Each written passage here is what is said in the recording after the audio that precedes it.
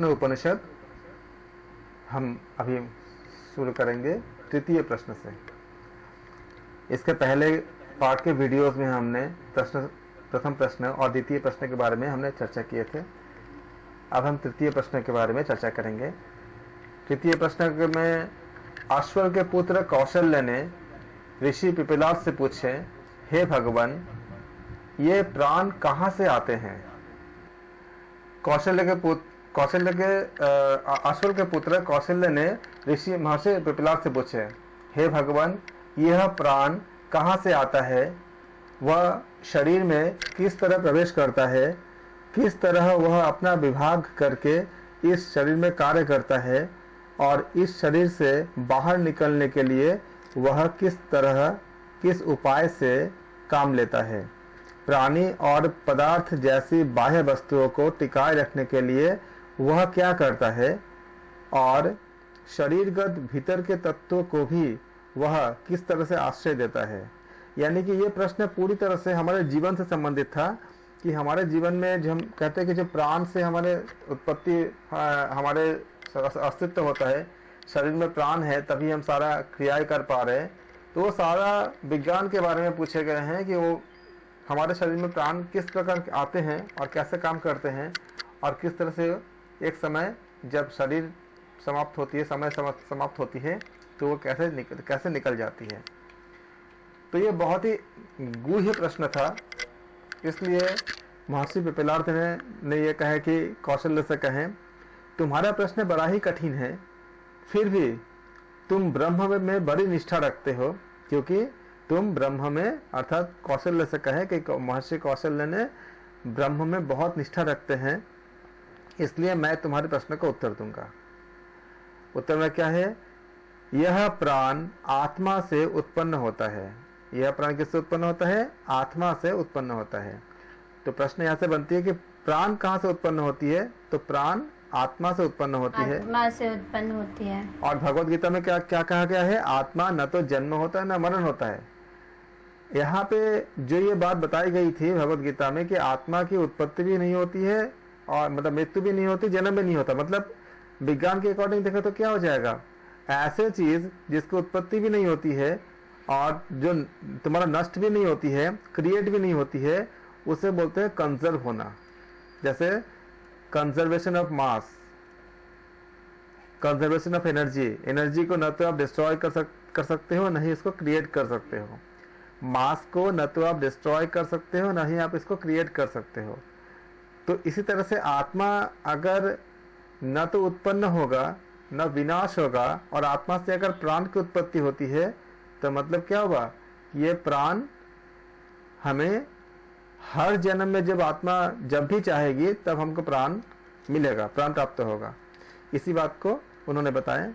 जिस तरह शरीर की अपनी परछाई होती है, उसी तरह प्राण आत्मा में छिपा हुआ ओत प्रोत होता है, और वह जब इच्छा करता है तब इस स्थूल शरीर में आता है और स्थूल शरीर को धारण करता है। कौन इच्छा करता है? जब भी वो इच्छा करता है, आत्मा को जब समय होता है आने का, तो वो प्राण को धारण करता है और इस स्थूल शरीर में आता है, जो मातृगर्भ में जब हमें जन्म मिलता है उसके प्रोसेस। जिस तरह कोई सम्राट अपने प्रभुत्व में काम करने वालों को तुम अमुक अमुक गांव में जाओ और उनके देखभाल करो, जैसे हमारे गवर्नमेंट है, तो गवर्नमेंट ने क्या कहा कि IAS ऑफिसर्स को कि आप यहाँ यहाँ जाओ, ऐसा ऐसा काम करो। फिर सरकार जब चाहेगी उनको चेंज करके उनके अपने हिसाब से काम कराएगी। सेम तरह से कि जिस तरह कोई सम्राट अपने प्रभुत्व में काम करने वालों को तुम अमुक अमुक गांव में जाओ और उनके देखभाल करो ये बताते हैं, ऐसा कहकर उनका नियुक्त करते हैं, उसी प्रकार ये प्राण भी अपने नीचे काम करने वाले और चक्षुरादि ज्ञानेंद्रियों को उनके अपने अपने कर्तव्य का पालन करने के लिए क्या करते हैं? वो नियुक्त करते हैं।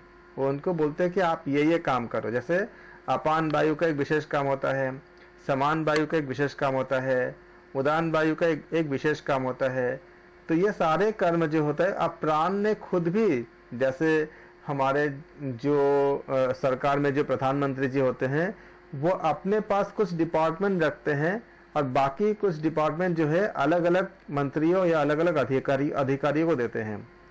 सेम तरह से प्राण अपने पास भी कुछ रखे, बाकी अलग अलग जो विभाग है, जैसे हमारा मल त्याग करना, प्रजननेंद्रिय या रिप्रोडक्शन को मैनेज करना, इन सब के लिए क्या किया उन्होंने, अपान को नियुक्त किए। अपान को बोले कि आप क्या देखेंगे, नाभि के नीचे यानी जो मल त्याग होता है इसका, इसके बाद आपका रिप्रोडक्शन यानी प्रजननेंद्रिय यानी जनन इंद्रिया, जिससे हम एक नया जन्म को देते हैं, वो सारे क्रियाओं को कौन संभालेगा, अपान वायु संभालेगा। तो मल त्याग करने वाली इंद्रिया और प्रजननेंद्रियों को संभालने के लिए यह प्राण किसको नियुक्त करता है, अपान को नियुक्त करता है।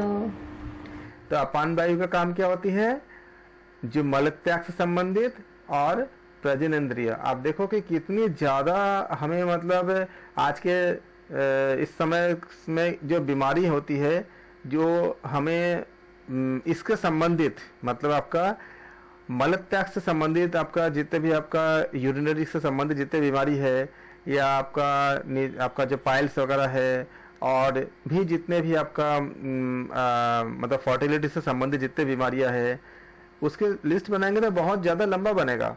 लेकिन उन सबका संबंध किससे है, अपान वायु। यानी अपान वायु अगर कुपित होती है, कुपित मतलब अगर असंतुलित होती है, तो इनमें से कोई ना कोई किसी न किसी बीमारी से हम ग्रसित हो जाएंगे। तो हमें क्या करना चाहिए होता है, हमें उसका संतुलन करना चाहिए होता है।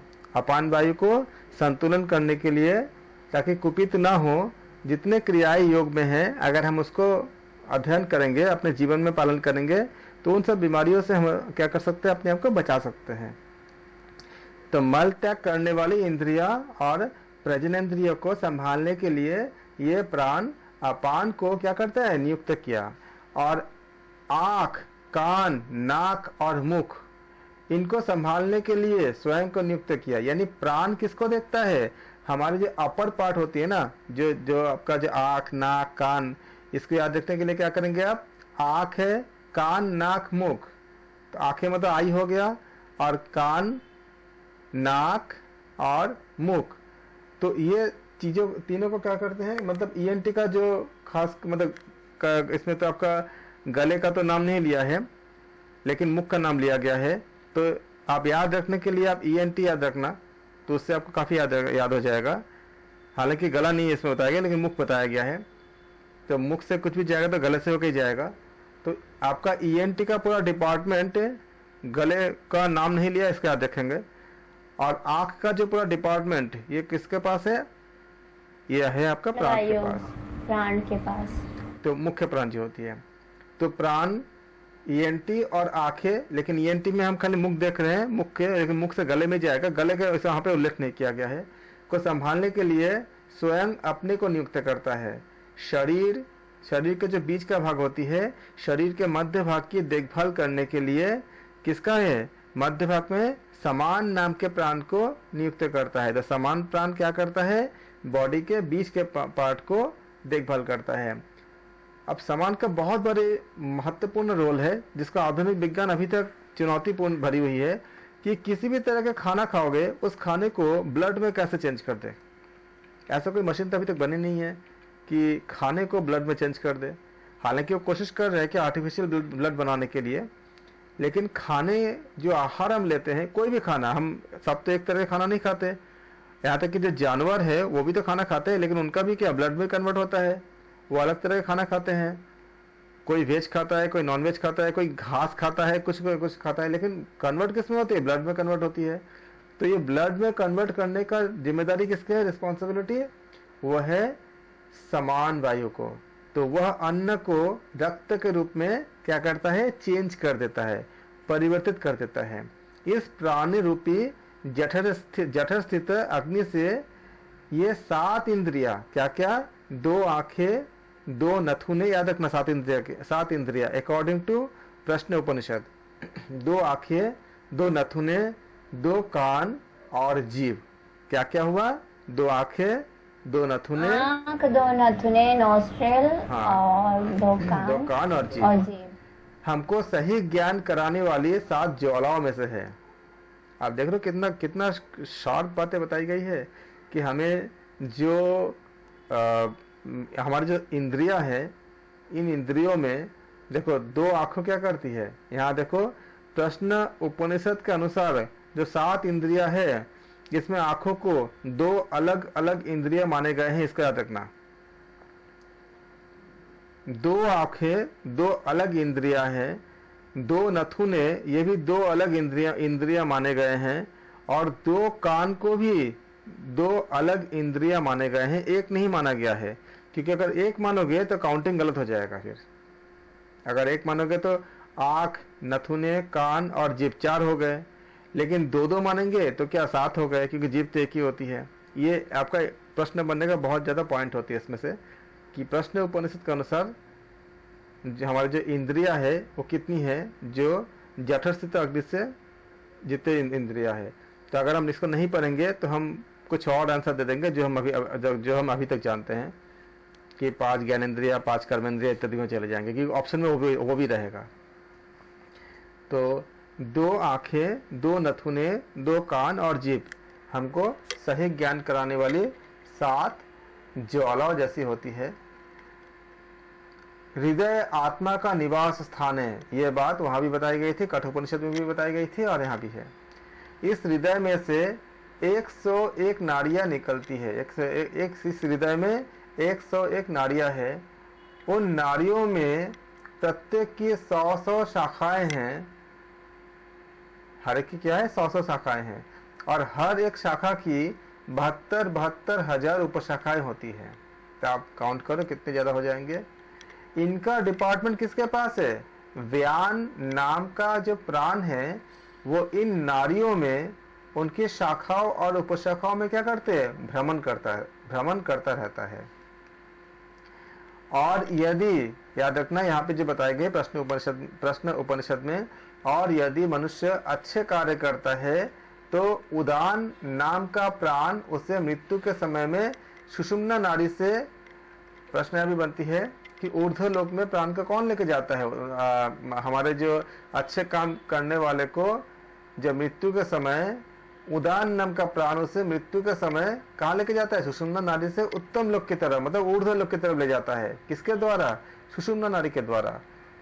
बाकी जो इंसान जो नीच कर्म करता है तो उसे क्या मिलती है? वो नीचे की तरफ जाती है, मतलब अधम लोक पे लेके जाते हैं, अधोगति होता है। काम वही करता है, कौन? उदान वायु ही करता है। लेकिन जैसे जैसे हमारे कर्म होंगे ठीक उसी के अनुसार हमें उदान वायु लेके जाएंगे। या तो ऊर्ध्व गति कर देंगे या तो अधोगति कर देंगे। यदि मनुष्य अच्छे और बुरे, जो हम लोग मिक्स करते हैं, दोनों ही तरह का काम करते हैं, दोनों प्रकार के कर्म सम प्रमाण से करता है, तो उसे फिर से कहाँ आती है? मनुष्य लोक में ले आता है, जहाँ पे सामान्यतया मानव प्राणी जाते हैं कि फिर से वो अपने जन्म मरण के चक्र में फंसते हैं। तो ये आपका प्रश्न उपनिषद के अनुसार उदान वायु के कर्म हुआ कि कैसे हमारे प्राण को क्या कहाँ लेके जाते हैं। अब यहाँ पे प्रश्न आती है कि इसी को कहा गया है भगवद गीता में भी कि ये मृत्यु के समय अगर हम हरि का नाम लेते हैं तो वह ऊर्ध्वगामी ही बनता है। चाहे हमारे जीवन में अगर कुछ दुराचार भी रहते होंगे, और अगर आप भागवत पढ़ोगे तो भागवत में भी बताया गया है, एक जगह बहुत अच्छी बात बताई गई भागवत में, कि मैं बहुत छोटे में बताता हूँ कि एक बार क्या होता है कि 2 भाई रहता है, और एक भाई बहुत अच्छे होते हैं, एक भाई अच्छे नहीं होते हैं। तो वो बहुत मतलब ठीक उल्टा होता है। तो एक भाई जो है वो मतलब जितने भी संत होते हैं उनको लाते हैं, उनका मतलब पूजा करते हैं, उनका मतलब आतिथ्य करते हैं, उनका वो सेवा करते हैं। लेकिन जो दूसरा भाई है उसका ठीक उल्टा, मतलब बहुत तरह के पाप कर्मों में लिप्त रहता है और संतों से वो मतलब दूर रहता है, वो ज़्यादा पसंद नहीं करता। तो एक बार जो अच्छे भाई है उन्होंने संत से प्रार्थना की है कि है तो मेरा ही भाई, कुछ कल्याण अगर उसका हो जाए। तो बोलो कोई, संत ने कहा कि कोई बात नहीं, मैं कर दूंगा। संत उसके पास गए और संत बहुत मतलब बलिष्ठ थे। तो संत के जब उनसे मिले दुराचार भाई से, तो उनको बलपूर्वक बोले कि एक बार चलो राम बोलो। वो बोल नहीं रहा था, लेकिन उसके शक्ति के सामने हार गया। वो एक बार मतलब जबरदस्ती राम बोल दिया।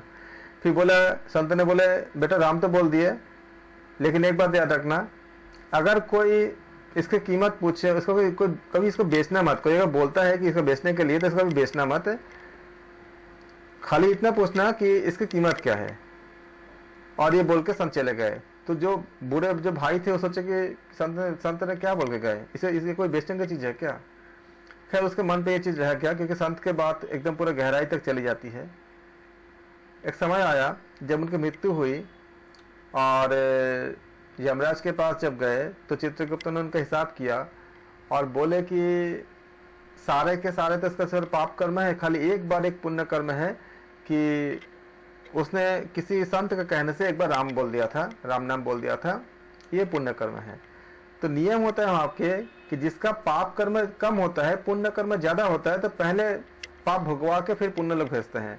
और जिनका पुण्य कर्म कम होता है, पाप ज्यादा होता है, तो पहले पुण्य को भोगवा लेते हैं, फिर पाप को मतलब पाप कर्म के दंड मिलते हैं। तो वहां पे यमराज जी ने पूछा कि बोलो तुम क्या चाहते हो, तुम्हारे पास एक बार खाली तुमने राम नाम किया था। तब उसको याद आया वो बात कि हमें मतलब एक बार राम नाम किया था, संत ने कहा था कि इसको बेचना मत। अब पूछना कि इसके बदले में क्या हो सकता है, क्या मिल सकता है, आप बताओ। तो जब यमराज से पूछे कि आप बताओ इसके बदले में क्या मिल सकता है, तो यमराज जी बोले मैं तो सब कुछ करता, लेकिन मुझे राम नाम की कीमत क्या मुझे नहीं पता। भगवान शंकर हमेशा राम नाम जप करते हैं, उनसे पूछते हैं।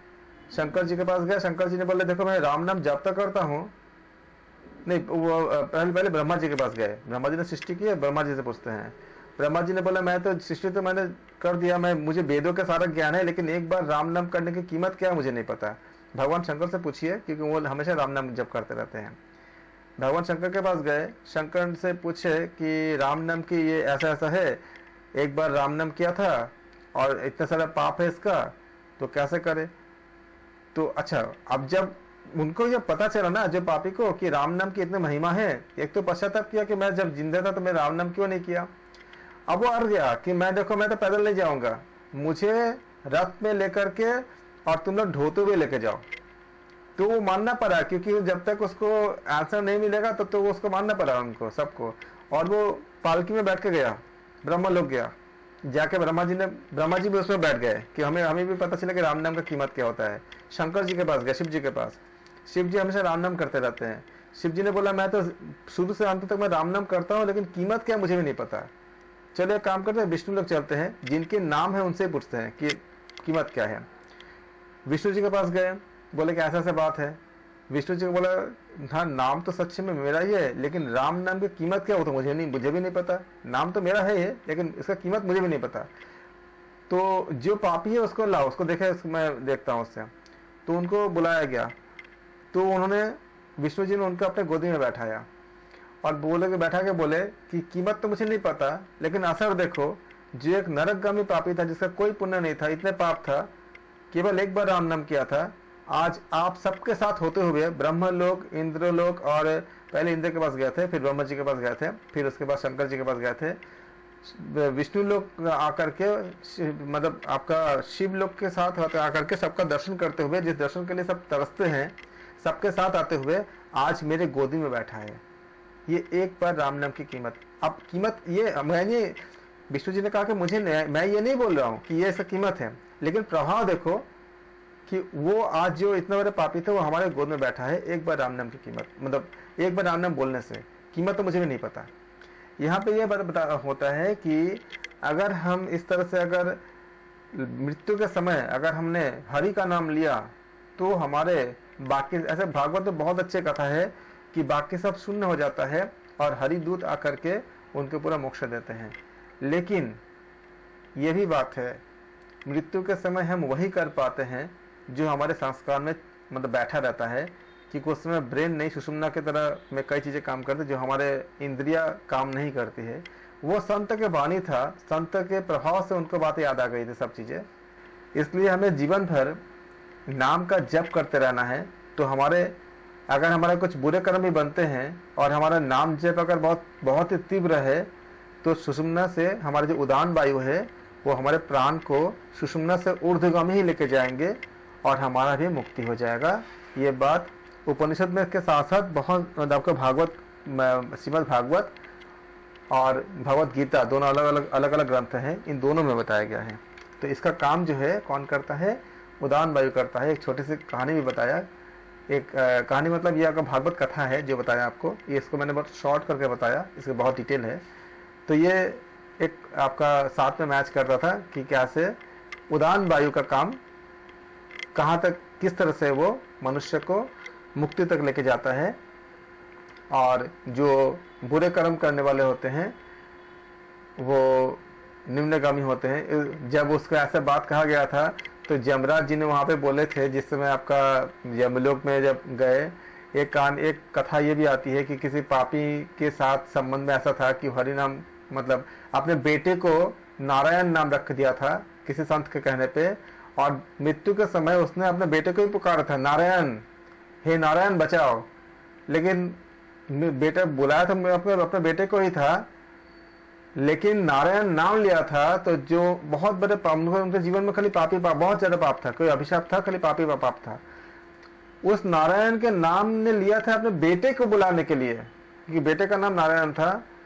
विष्णुदूत आ गए और यमदूत जो उनको बांधने के लिए आए थे, जिसने यमपाश फेंका था, काट दिए, और जब उनको पीट के भगा दिया और उनके मतलब विष्णुदूत उनको मतलब उद्धार के लिए उनके पास आए। यमदूत जाकर के यमराज से कहा कि हाँ अब हम क्या करें, कोई भी आता है हमें मार के चला जाता है। बोले तुमने ऐसा क्या किया था? बोला ऐसे ऐसे हमने मतलब नारायण का नाम लिया था। बोले अरे चुप रहो, यहाँ पे अगर नारायण का नाम लिए और जितने पापी यहाँ पे पाप भुगत रहे हैं, अगर उनके काम में गया, कान में भी गया नारायण का नाम, तो हमारा सब कुछ खत्म, वो सब अभी उद्धार हो जाएंगे। और अगर उनमें से किसी ने बोल दिया हरि नाम बोल दिया तो उद्धार, फिर हमारा कोई उन पर कोई वो नहीं रहेगा, उनको मतलब उन पर हमारा कोई अधिकार नहीं रहेगा। तो फिर यमदूत ने पूछा कि आप बताओ कि किसके पास हम न जाए। तो उसका ये पूरा लिस्ट है कि जो यमराज जी ने कहे थे कि जो एक बार हरि नाम लेता है या नारायण का नाम लेता है, तो वो अगर मृत्यु के समय तो वो किसी भी तरह से आप उसको छू नहीं सकते, इस तरह के विधान है। तो वो विधान ये कहता है कि उस समय जो प्राण का जो बहिर्गमन होता है, तो उदान वायु खुद चेंज कर देता है अगर कोई प्रभु का नाम लेता है मृत्यु के समय। लेकिन रास्ता क्या है? उदान वायु का ही है, जो या तो ऊपर की तरफ ले जाएगा अच्छे कर्म से, क्योंकि सारे कर्म उस समय अच्छे में कन्वर्ट हो जाता है और बुरे कर्म शून्य हो जाता है अगर हम नाम ले सकते हैं तो। वरना या तो नीचे की योनि में जाएगा या तो मिश्रित होकर के फिर से मनुष्य योनि में आना पड़ता है। जो सूर्य है वह बाहर का प्राण है। यह सूर्य आंखों में स्थित प्राण पर मानो अनुग्रह करता हो, वह इस तरह उदित होता है कि जिससे आंखें देख सके। आंखें जो देखता है वो किसके लिए, वो किसकी शक्ति से? ये आंखों में स्थित प्राण पर उनके अनुग्रह करता है। कौन? सूर्य आंखों में स्थित प्राणों पर जैसे कि अनुग्रह करता है, उनकी शक्ति से वो देख सकता है। जब देव पृथ्वी के अधिष्ठाता है, वही यह प्राण है। यह प्राण अपने प्रभुत्व के नीचे काम करने वाले अपान वायु पर क्या करता है? नियंत्रण करता है। अभी हम जो बात करते हैं अपान वायु के, क्योंकि अपान वायु नीचे की तरफ जाता है। इसी वजह से धरती पर स्थित ऊंचे नहीं जो हम देखते हैं कि धरती पर स्थित ऊंचे जो पदार्थ होते हैं वो ऊंचे नहीं उड़ पाते या फिसल नहीं पाते। किस वजह से? क्योंकि वह नियंत्रण रखता है। कौन? अपान वायु नीचे की तरफ। वह सभी वस्तुओं को अपनी अपनी जगह पर ठीक ठाक रख देता है। कौन? अपान वायु। आकाश और पृथ्वी के बीच के जो स्पेस होता है, जो अवकाश होता है, एक और वायु भी है, उसको क्या कहते हैं? समान वायु। समान वायु कहाँ रहता है? आकाश और पृथ्वी के बीच में। क्या रहता है? वह समान वायु। वह वायु प्राण का एक दूसरा अनुचर है। इसके सिवा एक और भी अनुचर है, उसको क्या कहते हैं? उसको व्यान कहते हैं। वह साधारण वायु है, वह भीतर और बाहर दोनों जगह है। कौन? व्यान वायु। जो अग्नि है वह उदान है। तो उदान का एक और नाम क्या है? अग्नि है। उदान को हम क्या कहते हैं? अग्नि कहते हैं। जब मनुष्य मृत्यु को प्राप्त होता है तब उसके शरीर में से उष्णता यानी जो उष्मा होती है, जो हीट होती है, वो चली जाती है और उसकी सभी इंद्रियां मन में क्या होती है? विलीन हो जाती है और अगले जन्म के लिए तैयार हो जाते हैं। अगले जन्म के लिए जो तैयार होते हैं, मैं अगर विज्ञान के हिसाब से बोलूंगा इसको, तो क्या होता है? कोड के रूप में हमारे डीएनए में हमारी जो कर्म होती है वो आपका फिक्स हो जाती है और जब हमारा नया जन्म होती है तो वो डिकोड हो करके हमारे 3 शरीर जो होती है ना, ऐसे तो और होती है लेकिन मुख्यतया स्थूल शरीर, सूक्ष्म शरीर और कारण शरीर। कारण शरीर में क्या होता है? सत्वगुण, रजोगुण, तमोगुण का प्रभाव रहता है और हमारे कर्मों का जो कोड होता है वो कारण शरीर में होता है। कारण शरीर से कहाँ आती है? सूक्ष्म शरीर में आती है हमारे कर्मों के फल के अनुसार और फिर उस सूक्ष्म शरीर से हमारे स्थूल शरीर में आती है। इसलिए हम जो करते हैं, हमारे जो विचार बदलता है, हमारे जो चीज़ें सब चीज़ें जब आपका चेंज होता है, जिसको महर्षि पतंजलि कहते हैं कि जिस समय जिसको जो भी कर्मों का फल भोगना होता है वो उसी तरह के चीज़ों के प्रति आकर्षित होते हैं, अच्छे और बुरे दोनों चीज़ों के, और उनके मन के अंदर के जो भावनाएं होती है उसके अकॉर्डिंग वो डिकोड होता है। जैसे देखो महात्मा बुद्ध के लिए उन्होंने जो 3 व्यक्ति को देखे थे, एक मतलब आपका मृतदेहों को देखे थे, जरा में देखे थे, जरा मृत्यु व्याधि, ऐसे जो 3 लोगों को देखे थे उन्होंने, उनके अंदर जो भावना उत्पन्न हुई और उस भावना ने उनको क्या किए? एक बहुत बड़े संत में बदल दिए। बाहर की ये चीज तो हम भी देखते हैं लेकिन हम में तो वो चीज असर नहीं करता। तो ये जो असर आता है, ये चीजें कहाँ से कनेक्ट होती है? इंसान के ये जो शरीर होती है, जिसमें हम 3 शरीर का हम बातें करते हैं। एक होती है आपका स्थूल शरीर, सूक्ष्म शरीर और कारण शरीर। तो कारण शरीर में क्या होता है? आपका सत्वगुण, रजोगुण, तमोगुण, उसके अकॉर्डिंग हमारे कर्मों का हिसाब रहता है जो एक कोड के रूप में रहता है और वो कोड हमारे हर जन्म में कैरी फॉरवर्ड होता जाता है, इसलिए हमें कर्मों का फल मिलता है। विज्ञान ये कहता है कि हमारे जितने भी हमारे जो चीज़ें हैं, जैसे कि माता पिता के जो आपका कुछ बीमारी ऐसी होती है ना, जो हम लोग कहते हैं ना कि अगर माता पिता में है तो बच्चे में भी आता है। कैसे आता है? वो भी आपका डीएनए कोड के जरिए आता है। जैसे अगर कई जगह पे ऐसा होता है कि जिसको अगर डायबिटीज़ है किसी को, तो उसको उनका अगर फैमिली में किसी का हिस्ट्री है, माता पिता को है तो बच्चे को भी होता है। उसी तरह से बहुत से गुण क्या होती है? माता पिता से बच्चे में आपका ट्रांसफर होता है।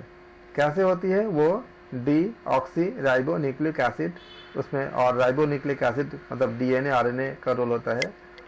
और हमारे कर्म का जो आपका जो फल होती है वो भी हमारा कैरी फॉरवर्ड होता है अगर हमने उसको हील नहीं किया। मतलब उसको हील करने के बहुत से उपाय बताए गए हैं, योग दर्शन में भी है, वेदों में भी है। हमारे प्रायश्चित इत्यादि उसको, हमारे कर्मों के फल को हमारे जो अगर हम प्रायश्चित कर लेंगे तो हमारे पाप अगर नष्ट हो जाएंगे तो उस हिसाब से वो भी वहाँ से आपका डिलीट हो जाती है। तो ये सारी चीज़ क्या होती है? आपका पूरा वैज्ञानिक है। ये हम देखते हैं कि इसके जब आप इसके जो आप और अच्छे से डिटेल में जाओगे ना, तो इसमें प्रोटीन लेयर्स होते हैं, कई तरह के आपका जेनेटिक कोड होता है। अगर आप जेनेटिक साइंस के अगर विद्यार्थी हो या अगर नॉलेज अगर आपके पास है तो सारा चीज़ आपका इम्प्लीमेंटेशन होती है। और यही चीज़ हमारे जब हम किसी को वरदान देते हैं या अभिशाप देते हैं तो एक्चुअली इस कोड में चेंजेस हो जाती है और इस कोड को चेंज हो जाने के बाद जैसा हमें वरदान या अभिशाप मिलता है उसके अकॉर्डिंग हमारे साथ कारण शरीर में बदलाव आती है और उस कारण शरीर से सूक्ष्म शरीर में आती है और फिर वो स्थूल शरीर में दिखता है।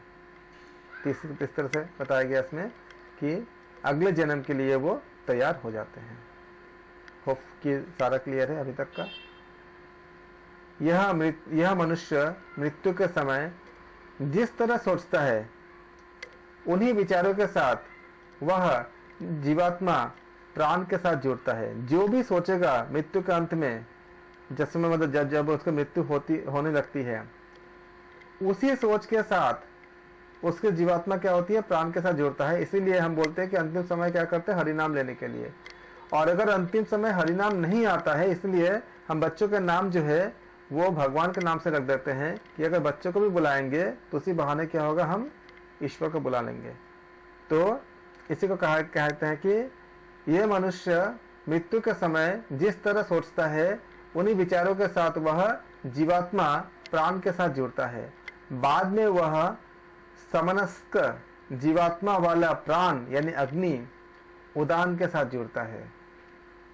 उदान क्या है, एक अग्नि है, याद रखिएगा, क्योंकि उदान उसका क्या है, कैरियर है, मतलब वाहक है।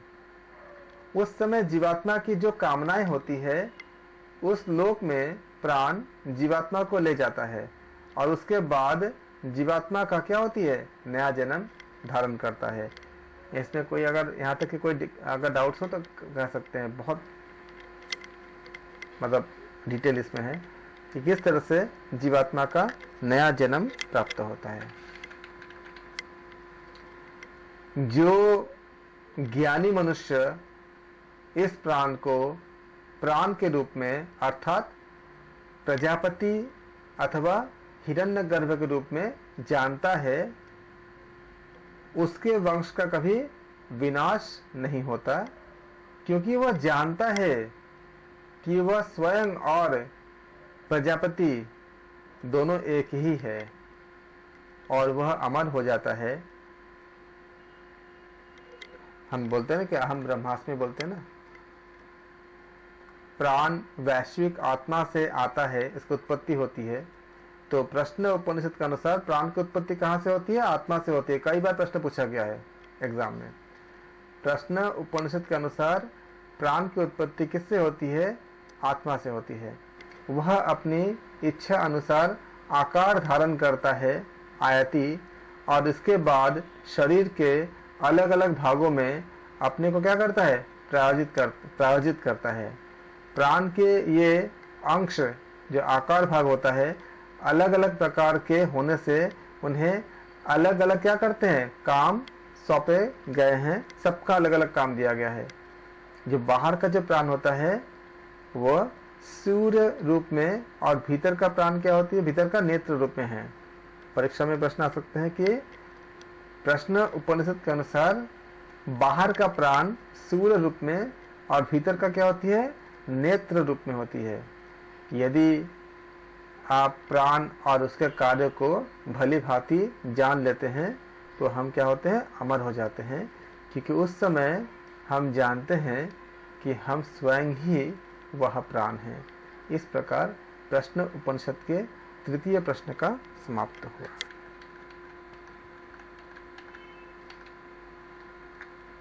फिर चौथा प्रश्न। इसके बाद गर्ग वंश के सौर्यानी ने पिपलाद से पूछा, हे भगवान, इस मानव शरीर में कौन से अंग सोकर आराम करते हैं और कौन कौन से अंग सर्वदा जागते रहते हैं? अंगों के इन दो वर्गों में, सक्रिय और निष्क्रिय, ऐसे दो वर्गों में कौन सा वर्ग स्वप्न देखने वाला होता है और गाढ़ निद्रा का सुख कौन सा वर्ग प्राप्त करता है? गाढ़ निद्रा के समय ये सब अंग किस स्थान में होते हैं? तब महर्षि पिपलाद कहते हैं कि हे गार्ग, तब महर्षि पिपलाद कहते हैं, हे गार्ग, जब सूर्य अस्त होता है तब उसकी सभी किरणें एकत्रित हो जाते हैं और सूर्य के तेजोमय शरीर में विलीन हो जाते हैं।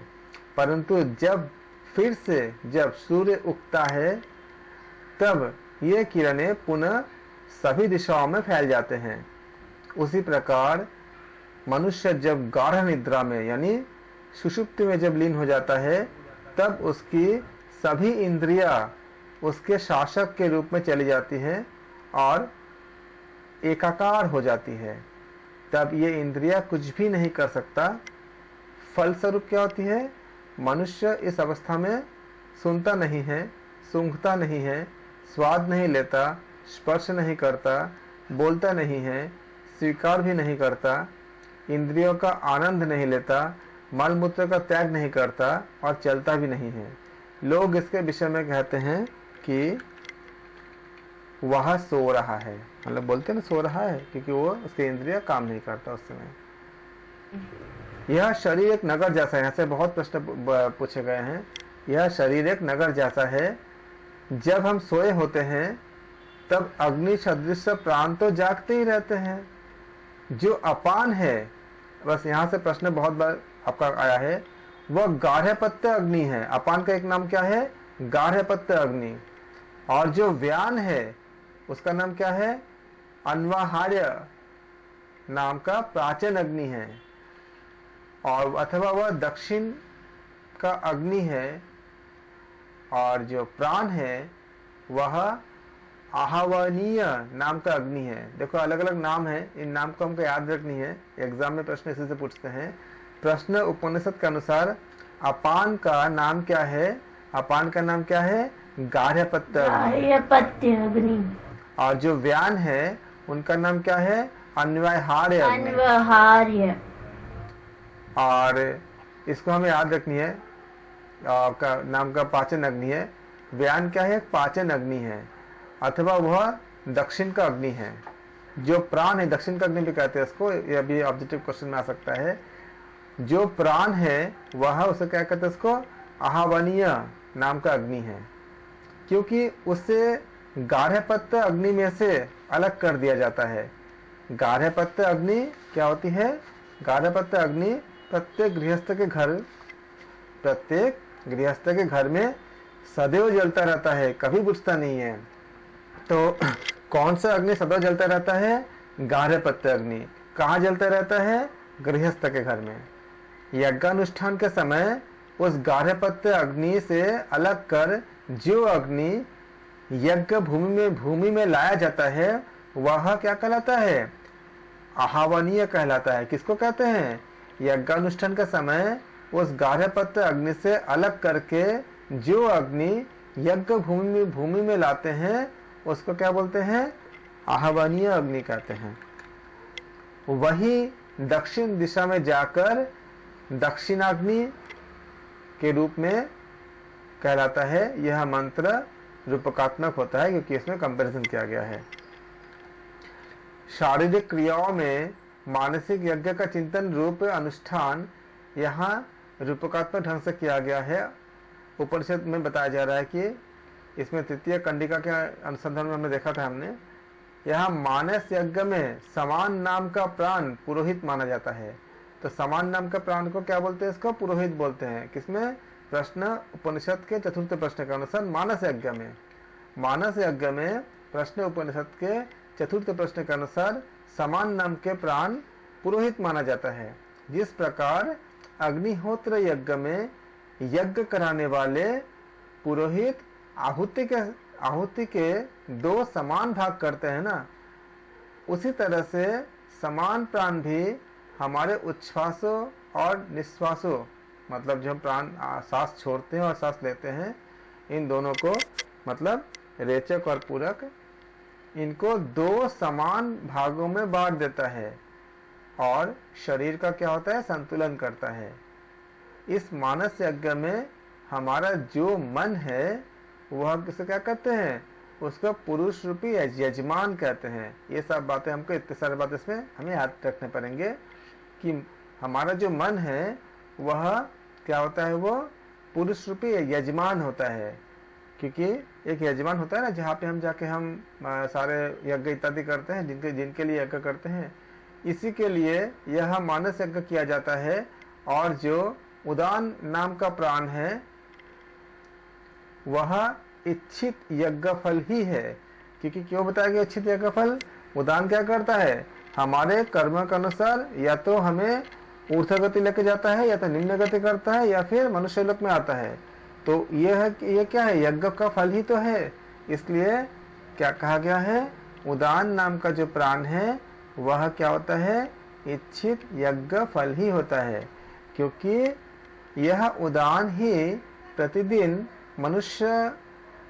जब मनुष्य निद्रावस्था में होता है तब मन को ब्रह्म की ओर ले जाता है। बहुत इंपॉर्टेंट क्वेश्चंस बने हैं कि मन को जब मनुष्य निद्रावस्था में होते हैं तो मन को ब्रह्म की ओर कौन लेके जाता है? तो ये उदान ही होते हैं। जब प्रतिदिन मनुष्य जब निद्रावस्था में होते हैं तब मन को कहाँ लेके जाते हैं? ब्रह्म की ओर लेके जाते हैं।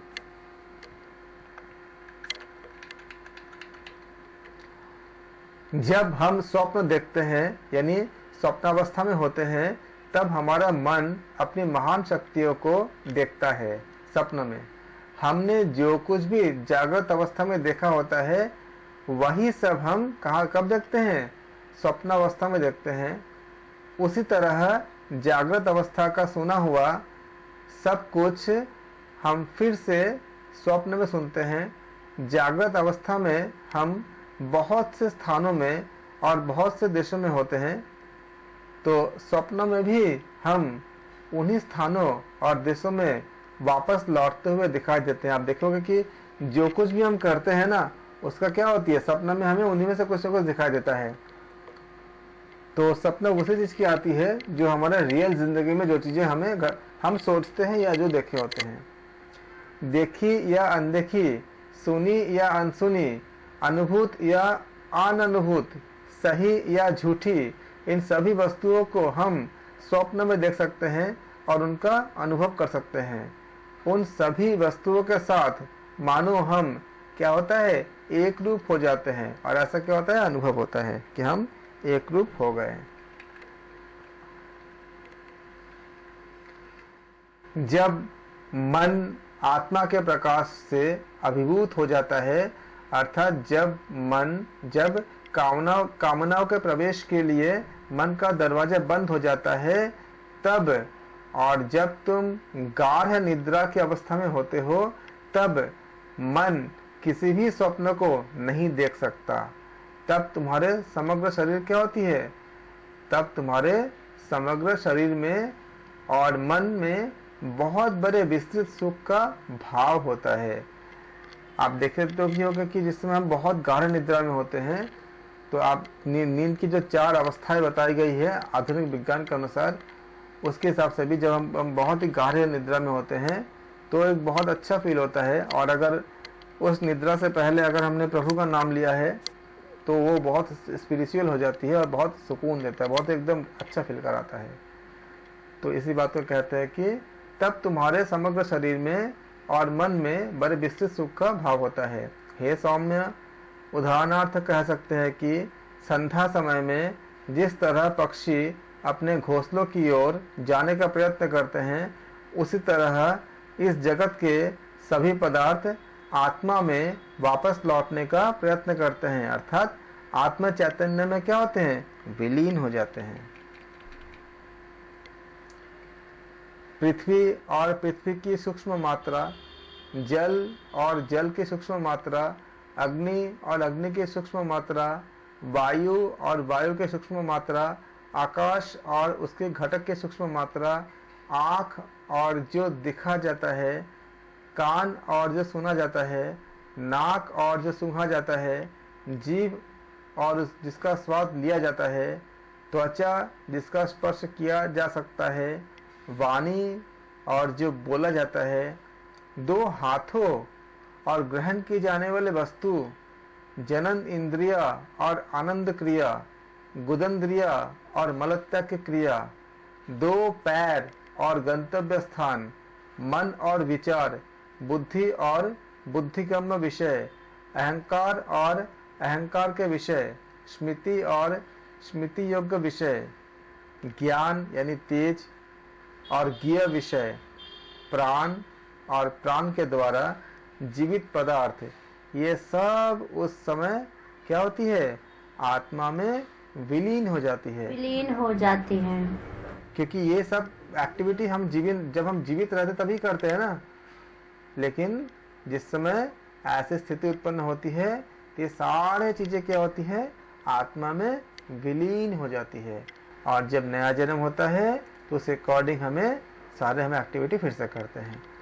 जो देखता है, स्पर्श करता है, सुनता है, सूंघता है, स्वाद लेता है, सोचता है, अनुभव करता है और कार्य करता है, जो इंद्रियों को वश में रखता है और जो जीवात्मा, यानी जीवात्मा का एक नाम क्या है, वैष्टि चैतन्य। पर एग्जाम में पूछे गए हैं कि वैष्टि चैतन्य किसको कहते हैं, तो आप इसको याद रखेंगे, जीवात्मा को कहते हैं। अकॉर्डिंग टू प्रश्न उपनिषद के चतुर्थ प्रश्न के अनुसार जीवात्मा का नाम क्या है, वैष्टि चैतन्य है। तो वैष्टि चैतन्य के रूप में पहचाना जाता है, मतलब जो इंद्रियों को वश में रखता है और जो जीवात्मा वैष्टि चैतन्य के रूप में पहचाना जाता है, वह वही है। यह जीवात्मा व्यक्ति चैतन्य है, वह उच्चतम अविनाशी आत्मा पर क्या होती है, अधिष्ठित है। अपने स्वरूप में जीवात्मा मिल जाता है, अर्थात उसका क्या होती है, उसको मोक्ष को प्राप्त होता है। हे सौम्य, यह आत्मा निष्कलंक है, रूप रहित है, निराकार है, वर्ण रहित है और अविनाशी है। जो मनुष्य इस आत्मा को जानता है वह उसी की, मतलब वह उसी की आत्मा की ही तरह का हो जाता है। उसी की मतलब क्या है, आत्मा की तरह का। तो जो मनुष्य इस आत्मा को जानता है वह उस आत्मा की तरह का ही हो जाता है, अर्थात वह स्वयं उस उच्चतम परम आत्मरूप और अविनाशी हो जाता है। ऐसा मनुष्य क्या होती है, सर्वज्ञ होता है, सब कुछ जानता है। वो उसे ऐसा अनुभव होता है कि वह मानो सबके साथ क्या हुआ, एकाकार हो गया। इस तरह से हमने क्या देखा, हे सौम्य, गाढ़ निद्रा की, गाढ़ निद्रा मतलब क्या हुआ, सुषुप्ति हुआ। तो अगर प्रश्न आता है कि सुषुप्ति का अर्थ क्या है, तो प्रश्न उपनिषद के चतुर्थ प्रश्न के अनुसार गाढ़ निद्रा का अर्थ क्या है, सुषुप्ति है। तो गाढ़ निद्रा की, सुषुप्ति की अवस्था में यह जीवात्मा इंद्रियों के देवों के साथ, इंद्रियों के साथ तथा अन्य तत्वों के साथ अविनाशी आत्म तत्व में क्या होती है, विश्रांति लेता है। जब मनुष्य जागृत अवस्था में भी ऐसा सुषुप्ति जैसा ही अनुभव करता है, जब इंसान जगे होते हैं ना, अगर जागृत अवस्था में भी अगर ऐसा सुषुप्ति जैसा ही अगर अनुभव करता हो, तो वह अविनाशी परमात्मा के साथ क्या होती है, एक रूप हो जाता है और तब वह सर्वरूप हो जाता है और सब में क्या होता है, वो प्रविष्ट हो जाता है।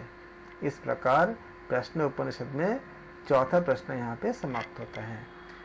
अगले वीडियो के पार्ट में हम पांचवें प्रश्न और छठे प्रश्न को हम प्रस्तुत करेंगे। आप सबका धन्यवाद।